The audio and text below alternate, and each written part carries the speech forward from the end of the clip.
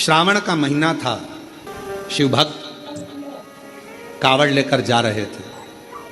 5 तरह की कावड़ होती है। 5 तरह की कावड़ में पहली कावड़ होती है एक सामान्यता में, आनंद में। अलमस्त कंधा पर कावड़ का जल लिया 2 लोटा, भगवान का भजन करते करते आराम से चल रहे हो। जल आराम से कहीं डाली पर, कोई ऊंचे स्थान पर कहीं रख कर विश्राम भी कर लिया। रास्ते में कुछ खा भी लिया, पानी भी पिया। अलमस्त होकर चलते चलते शिव नाम लेते लेते बोल बम बोल बम बोल बम चलते। सामान्य कावड़। एक कावड़ होती है दंडवत कावड़। 12 से 15 कदम चले हो, 15 कदम के बाद में कावड़ का जल एक छोटी सी बोतल में होता है, जो अपने कंधे पर यहाँ पीठ पर रखा होता है। सामने से दंडवत करी, फिर आगे बढ़ते चले जाओ। फिर 12, 15, 20 कदम चलने के बाद फिर एक दंडवत करिए। 20 कदम चलने के बाद फिर एक दंडवत करी जाती है, प्रणाम किया जाता है। दंडवत कावड़। एक होती है डाक कावड़। डाक कावड़ का मतलब क्या होता है? 24 घंटा जैसे हमारे यहाँ रामचरितमानस के लिए वर्णन किया जाता है, अखंड रामायण बैठी। अखंड रामायण जानते हो ना सब लोग? अखंड रामायण का मतलब होता है दोपहर में 12 बजे चालू हुई है तो दोपहर में 12 बजे के पहले उसका विराम, 12 बजे तक उसका विराम होना चाहिए। 24 घंटे के अंदर वो विराम।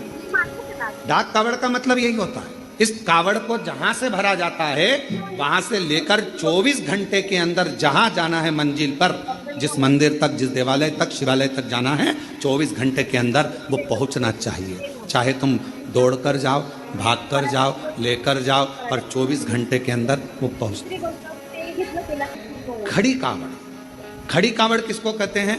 खड़ी कावड़ में तुम मंदिर, तुमने जल लिया गंगा जी का, आपने जल लिया माँ सीवन का, आपने जल लिया माँ सरयू जी का, मंदाकिनी का, यमुना जी का, क्षिप्रा जी का, नर्मदा जी का।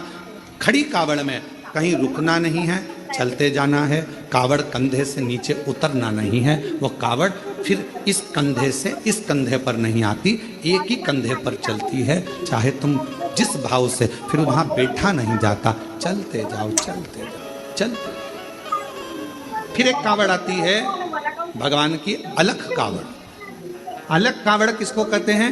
जिसमें भगवान के मंत्र का उच्चारण, जहां से जल भरा जाता है वहीं से मंत्र का उच्चारण चालू हो जाता है। बोल बम बोल बम बोल बम बोल बम। अब कोई तुमसे बात भी करेगा तो उसमें बोल बम निकलना चाहिए, उसमें हर हर महादेव निकलना चाहिए, श्री शिवाय नमस्तुभ्यम निकलना चाहिए, ओम नमः शिवाय। जो मंत्र तुमने उठाया वो मंत्र तुम्हारे मुख से निरंतर चलना चाहिए।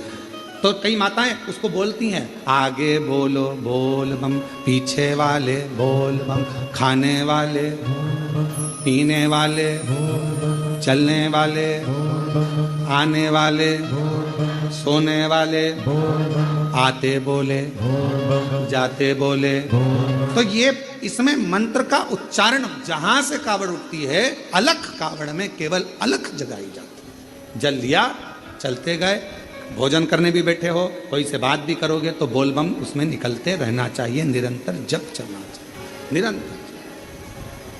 अब रेवा सुतार की कथा कहती है।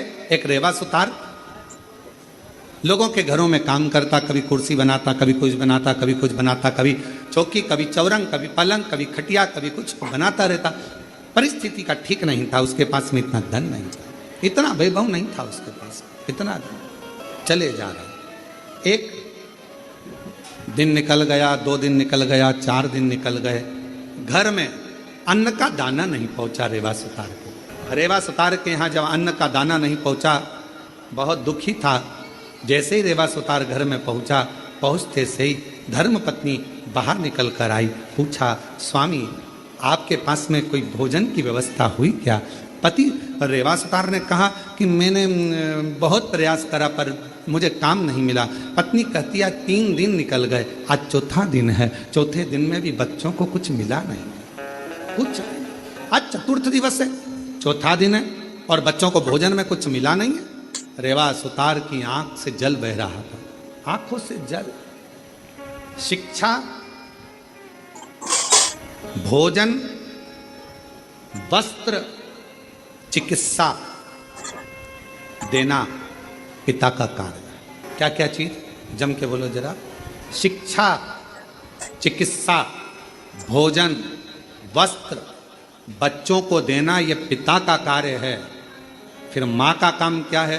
तो कहा माता का कार्य है अपने बच्चे को अच्छा संस्कार देना और परमात्मा की शरणागति प्रदान। माँ का कार्य है बच्चों को संस्कार प्रदान करना। शिक्षा कहीं पर भी मिल सकती है, अच्छी अच्छी एजुकेशन मिल रही हैं, अच्छी अच्छी कोचिंग मिल रही हैं, अच्छा अच्छा स्कूल है, अच्छा अच्छा ट्यूशन है, शिक्षा कहीं पर भी मिल सकती है, पर संस्कार हर कहीं पर नहीं मिल सकते। संस्कार तो आपको अपने घर में ही प्राप्त होगा। हमारे घर का जो संस्कार होगा वो हमारे सामने झलकेगा। हमारे घर में कैसा रहने का तरीका है, हमारे घर में बोलने का तरीका कैसा है, हमारे घर में कौन अपशब्द कर रहा है, वैसा तरीका घर के बच्चे सीखते हैं। शिक्षा कहीं पर भी मिल सकती है, पर संस्कार तो केवल हमारे घर के अंदर ही प्राप्त हो सकता है, घर के अंदर। अब रेवा सुतार की पत्नी ने कहा कि बच्चे 3 दिन के भूखे हैं, 2 भोजन नहीं मिल पा रहा है, आप कृपा करिए। इतने में तुरंत धर्मपत्नी ने जैसे ही सुना, पत्नी ने कहा, पति की आंख से आंसू बहने लगे, मेरे बच्चे भूखे हैं, मैं वापस जाता हूँ। रेवा सुतार फिर निकल गया और जैसे ही रेवा सुतार आज जा रहा था, जाते जाते रेवा सुतार पहुँचते पहुँचते कहीं से आवाज़ लग जाए, कहीं से कोई बोल दे, हमारे घर का ये काम है सुतार, तुम कर दोगे, थोड़ा सा हम तुम्हें भाग दे देंगे। कोई की आवाज़ नहीं आई, कोई की आवाज़, कोई नहीं। तब श्रावण का महीना था, शिव भक्त कावड़ लेकर जा रहे थे। कावड़ उठाने वाले भक्त का जो बांबू था, डंडा था, कावड़ के वजन से वो बीच में से कौन ढूंढे, वीराने में कौन मिलेगा? साथ वालों ने कहा कि अपन देख कर आते हैं, कोई तो मिलेगा। वहीं से सुतार आवाज लगाते हुए जा रहा था, किसी के घर में अगर लकड़ी का काम कराना हो तो मैं हूं, अगर किसी के घर में लकड़ी का काम कराना हो तो मैं हूं, मैं सुतार, मैं रेवा सुतार, अगर कोई काम हो तो जरूर बोलिए। इतने में उस कावड़ उठाने वाले के कानों में शब्द गया, उसने हाथ जोड़कर कहा सुतार जी से, भैया हमारा डंडा टूट गया है। सुतार जी बोले, मैं लेकर आता हूँ लकड़ी तो मैं दूसरा डंडा बना देता हूँ। अब रेवा सुतार दौड़ कर गया, लकड़ी काट कर लाया, डंडा निर्माण करा और उस डंडे पर कलश बांध कर उस कावड़िया के हाथ में दे दिया। कावड़िया ने डंडा तो ले लिया, रेवा सुतार ने कहा, भैया मैंने तुम्हारा डंडा तैयार करा, तुमने कुछ मुझे दिया नहीं। इतने में कावड़िया ने कहा, भैया हमारे पास देने के लिए कुछ भी नहीं है, कुछ नहीं। ए भैया हमारे पास कुछ भी नहीं। भैया हम जल लेकर चले थे ना, वहां से हमारे पास में जो भी था सब छूट गया, हमारे पास कुछ नहीं। ए भैया, रेवा सुतार की आंख में से जल बहने लगा। अब भोजन भी नहीं, बच्चों को काम किया तो पैसा भी नहीं। रेवा सुतार ने मन में सोचा, इससे तो अच्छा है कि मैं भी इनके साथ कावड़ भर रहे घर जाऊंगा, पत्नी कहेगी बच्चे भूखे हैं, भोजन कहाँ से लाऊंगा, क्या करूंगा, पर अपनी पत्नी और बच्चों के पीठ दिखाकर भागना ये भी अच्छी बात नहीं। रेवा सुतार ने सोचा, एक काम करता हूं, अगली बार कावड़ भरने जाऊंगा, अभी तो मैं अपने घर जाता हूं। चलते चलते रेवा सुतार जब घर की ओर चले, चलते चलते जैसे ही कावड़िए की कावड़ का डंडा कलश भगवान देवाधिदेव महादेव के पास पहुंचा, जल समर्पित किया। समर्पित करते से ही देवाधिदेव महादेव ने सबसे ज्यादा सराहना उस रेवा सुतार की करी। उस रेवा सुतार गया, मेरे देवाधिदेव महादेव करुणा करने वाले, 2 लोटा 1 डंडा लेकर उसी कावड़िया का रूप रखकर रेवा सुतार के दरवाजे पर पहुंच गए। आवाज लगाई, ए रेवा सुतार, ए रेवा सुतार। रेवा सुतार ने कहा, कौन है भैया? जो आकर देखा तो जिसका मैंने डंडा तैयार करा था, जिसकी कावड़ मैंने तैयार करी थी, वो कावड़िया जा रहा था, डंडा टूट गया था, कावड़ का डंडा टूटने पर मैंने तैयार करा था। भैया क्या बात है? इतने में उस कावड़िए ने कहा, भैया रेवा सुतार, तुम्हारे को हमने दक्षिणा में, तुमने हमारा डंडा ठीक करा था, उसका शुल्क नहीं दे पाए थे, इसलिए हम ये 2 लोटे 1 डंडा कावड़ का तुम्हें दिए जाते हैं, अब तुम इसको रखना, यही हमारा तुम्हारा शुल्क है। जैसे ही 2 लोटा 1 डंडा कावड़ का रेवा सुतार के पास में आया, रेवा सुतार ने सोचा चलो पैसा नहीं आया तो कोई बात नहीं, अगले साल यही डंडा यही लोटा लेकर चले जाएंगे।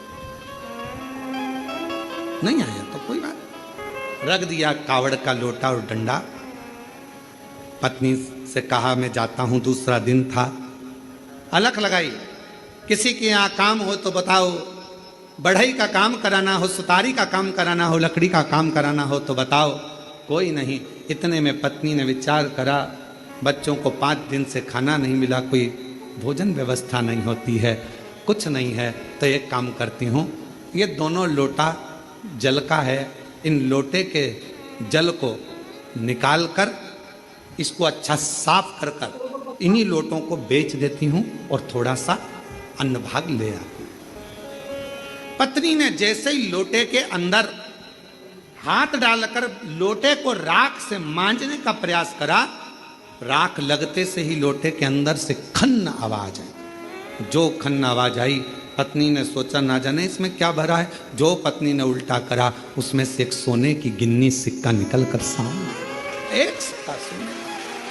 पत्नी ने सिक्का देखा, दौड़ती दौड़ती पल्लू में बांध कर रेवा सुतार के पास गई। तुम जो लोटा लेकर आए थे, ना जाने किसने क्या दे दिया था, उसमें सोने का सिक्का है, चलकर देखो। पति ने जाकर जो देखा सोने का सिक्का, ना जाने बेचारा किसका रह गया, जाकर देता हूं। सिक्का लेकर दौड़ पड़े। दूसरा दिन फिर आया, पत्नी ने फिर लोटे को मांजने का प्रयास करा, सोने का सिक्का फिर गिर जाता। फिर पत्नी उस सिक्के को लेकर जाती, पति उस सोने के सिक्के को ढूंढता उस कावड़िया को देने के लिए, पर उसको क्या मालूम कि वो कावड़िया नहीं था, मेरा महादेव स्वयं कावड़िया बनकर आया था, जो देखकर चले गया।